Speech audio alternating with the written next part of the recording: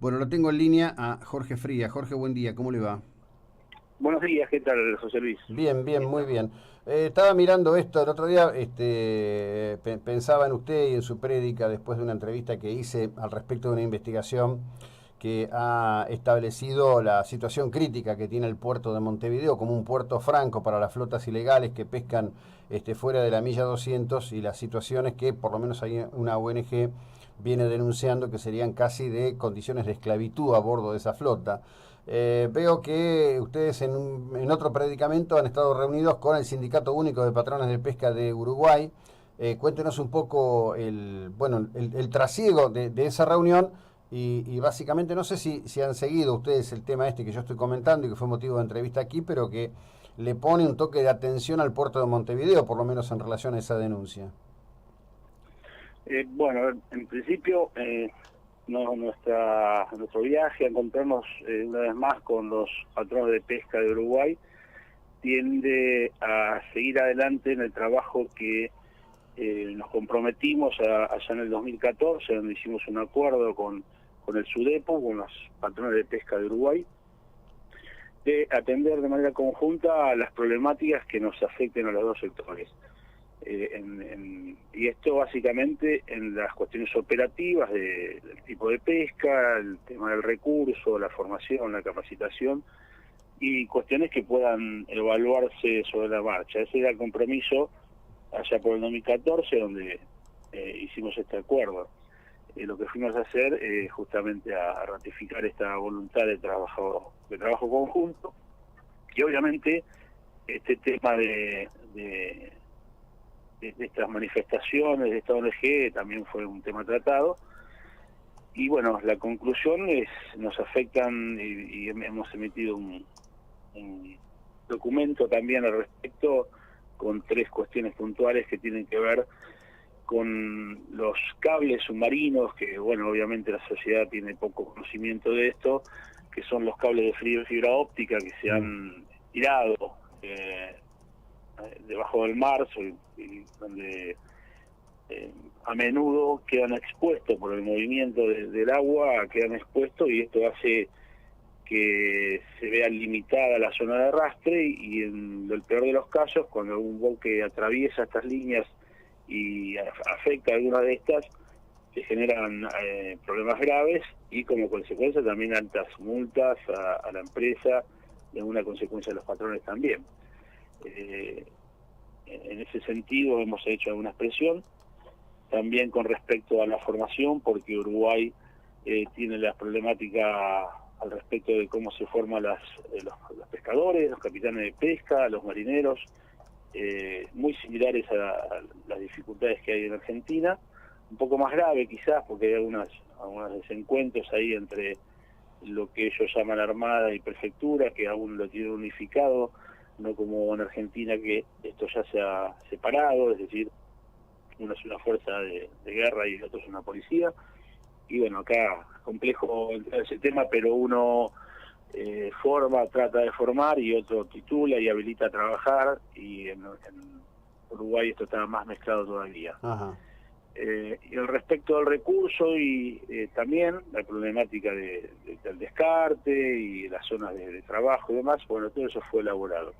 Y al respecto de tu pregunta concreta, Mm. la opinión de ellos no es tan coincidente, obviamente, porque es el país al cual afecta las expresiones de esta ONG. Ujú. Ellos entienden que tiene que haber intereses particulares porque no se descubre nada nuevo, esto no es nuevo, nosotros como pescadores lo sabemos y lo dan parte de la Argentina también, que Uruguay es un puerto operativo para todos aquellos países que operan fuera de las 200 millas, que operan en las áreas de Malvinas. O sea, esto no es nada nuevo que para Uruguay, que para muchos países Uruguay es un punto Sí. de llegada o de para aprovisionamiento, de reparaciones de buques. Yo estuve recorriendo los puertos y pude observar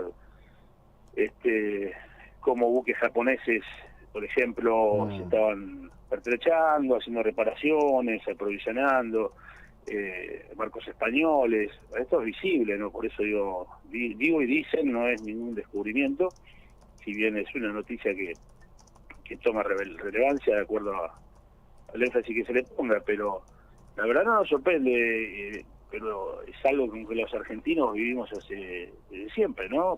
Bueno, a Con ver, Uruguay, que tiene sus pros y sus contras. sí, yo lo pondría de esta manera.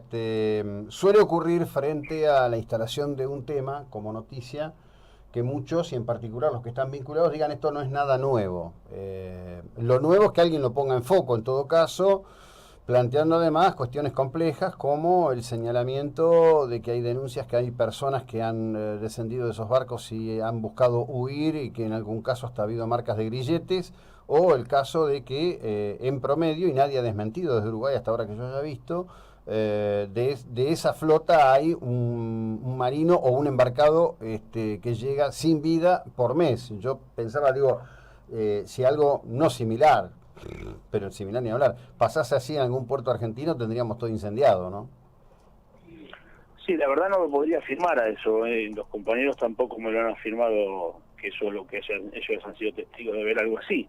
Pero bueno, si de algún sector se lo está manifestando, por algo será quizás, o tendrá la prueba, la información, más allá de la información necesaria. Lo que sea como sea es grave, y obviamente que más allá de que sea veraz o no, debería haber un tipo de investigación, ¿no? Incluso de algunas organizaciones internacionales. O sea, acá hay alguna institución, más allá del carácter que tenga, que está haciendo una manifestación pública, alguien tendría que investigar, ¿no es cierto? Me parece, esto es como No, mínimo. claro.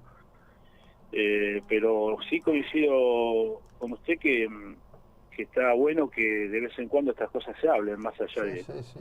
de si son nuevas o viejas. Coincido absolutamente, porque lo peor que se puede hacer es dejar de hablarlo. Es lo mismo que, volviendo al punto del recurso, lo Sí. mismo con respecto a al descarte o no de la pesca. O sea, ya es un tema de siempre, pero de vez en cuando está bueno hablarlo, porque parece, sino que ya la costumbre, ya acostumbrarnos a algo que no es tan bueno, tampoco justamente es bueno que eso ocurra. Así que quizás algún día alguien pueda levantar la bandera, que por los distintos temas que se manifiestan se pueda cambiar, ¿no?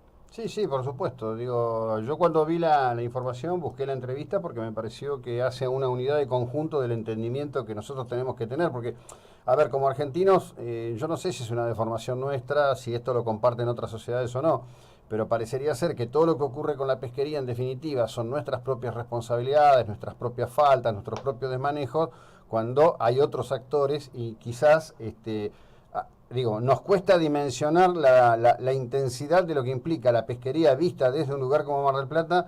Dimensionar lo que ocurre del otro lado de la milla 200 es casi ciencia ficción en la cabeza de cualquiera de nosotros, ¿no? Me parece que en ese sentido esto ayuda, y también ayuda a entender, digamos, que en definitiva, con todo el debate que pueda haber, el marco legal laboral argentino protege al hombre, protege al individuo, ¿no? Acá hablamos de marinerías completamente desprotegidas y a su suerte, casi viviendo, según describe el denunciante, regímenes que uno supondría, no sé, del siglo XVII, siglo XVIII, ¿no?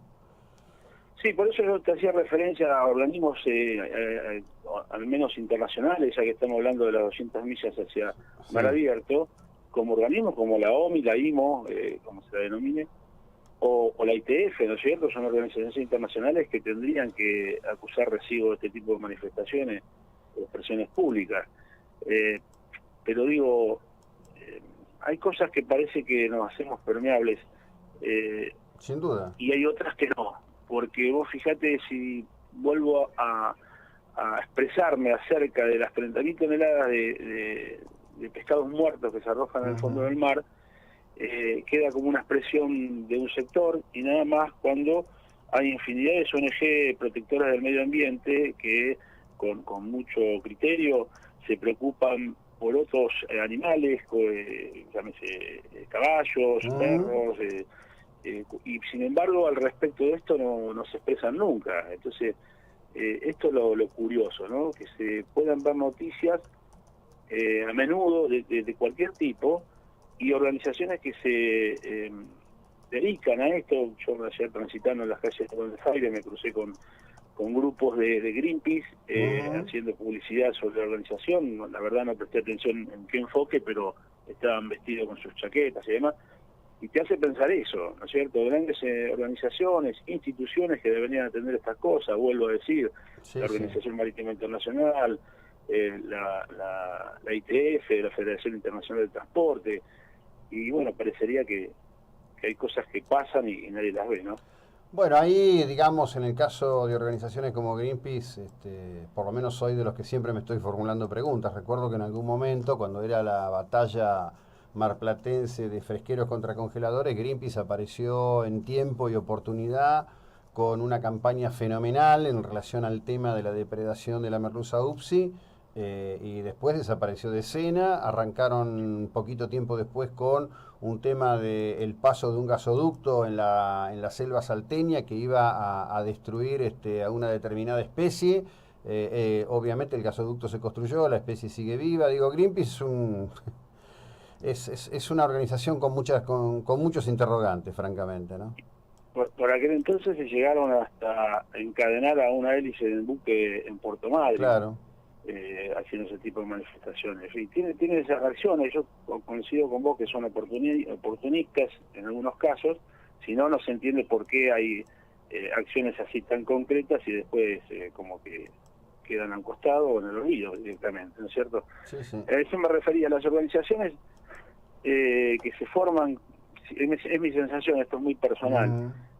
creo que se originan con una voluntad que después se va distorsionando, se va modificando, va siendo absorbida por lo mismo que están tratando de contrarrestar, por los mismos actores, de alguna manera se apagan, se diversifican, o no actúan como con la fuerza o el objetivo que se formaron, ¿no es cierto? Sí, sí, sí. Este caso de Greenpeace es muy claro. La gente la conoce más que nada por el tema de ballenas y cosas así, pero después en los hechos concretos uno recibe solicitud de colaboración para esto, para aquello, pero después todo sigue igual. Sí, sí.